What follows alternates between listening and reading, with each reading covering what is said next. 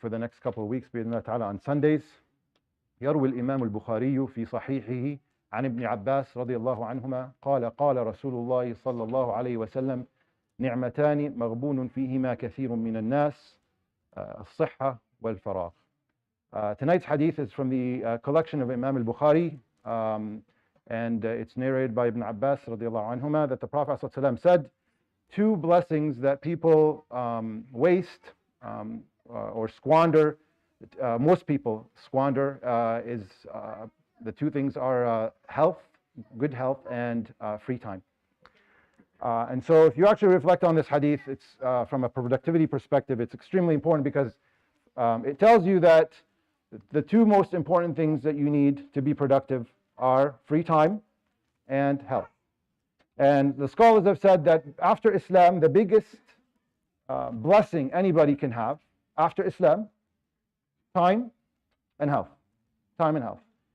And when we look at productivity, whether it's on an individual level or through an organization, the biggest destroyer of productivity is waste. And the challenge with waste is, and that's why people, it's hard for them to manage it, is you can't see it.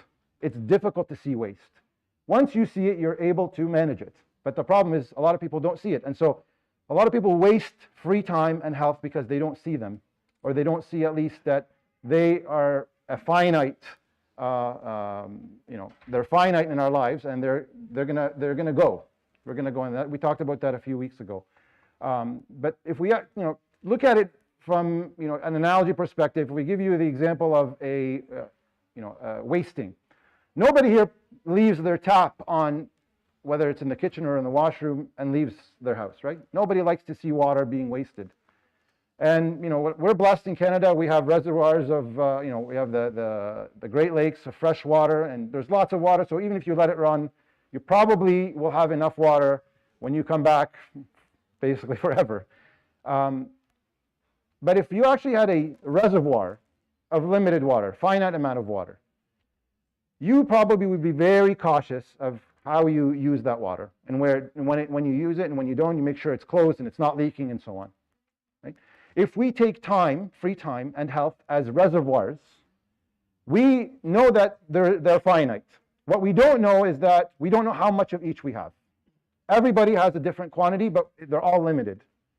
And the challenge that we have is these taps for both reservoirs of free time and health, those turn on and off on their own. We don't control them. We can manage them, but it's very difficult for us to control them. So when we're young, the tap is on completely. If we're healthy, for when you're young, it's free time. That tap is there running nonstop. And if you're older and you don't have that much free time, as we know, as you get older, you run out of that reservoir, and so you have limited amount of free time. And then if you're on the other side, if you're healthy, that tap is running nonstop. And if you're not healthy, you look for these opportunities where you get that burst of energy so you can use what's coming out of the tap. So there are different circumstances for different people, but everybody could agree that you would not sit there, watch the water, watch your health, watch your free time, go down the drain and not do anything. That's a complete waste, right?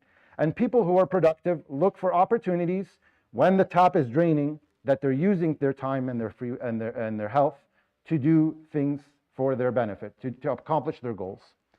And so we have to, in order for us to take advantage of these running taps of health and free time, the only way to do it is if you plan ahead of time.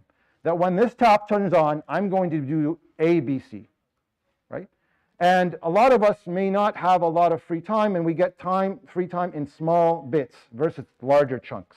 If you have larger chunks and you're young, you have a lot of free time, use that wisely, because that's not going to be the case, because your reservoir is going to drain. If you're older, you're going to get these bits and pieces of free time. To take advantage of this, you need to make sure you have a plan on what you're going to be doing when that comes. So for instance, you're waiting for an appointment, right? We all go to the doctor, we all know it's going to be a long wait. We're waiting for our kids to finish from class or these activities, or we have time between meetings, or my class didn't start, my professor's 5 minutes late. All of us have these times that they come in small pieces. This is free time. You either look at it and it goes down the drain and it's gone forever, or you use it. And so to take advantage of it, we need to make sure that we have something planned ahead of time. So for instance, if I have 5 minutes, I'm going to pull out my book and keep reading. Or I have these notes that I have to prepare for my exam. Or I'm going to be memorize my 2 ayahs of Quran. Or I'm going to make that phone call really quick to check up on so-and-so because I haven't talked to them for a while. Or I'm going to send that email. There's so many small tasks that can be accomplished in a few minutes. Have them ready such that when your drain of time is coming down, you're not just watching it go away. You're taking advantage of it and completing things that you need to do. So that you don't have to dedicate a full chunk of time to do these things, because getting a full chunk is probably, as you get older, not going to happen very often. So that's my point today. And then the other last point I'll make is that as you get these bursts of free time, take some of that free time and invest it in your health. Remember, we said free time and health. Take that free time and invest it in your health. When you invest in your health and you go for a walk, for example, you have 5 minutes. I can take a walk. I go down the stairs up and down a few times. If you're investing in your exercise, you're eating and you're resting adequately, that is going to make you more productive. And when you're more productive, it's going to create more free time. And when you have more free time, invest that again into your health. It'll give you back more free time.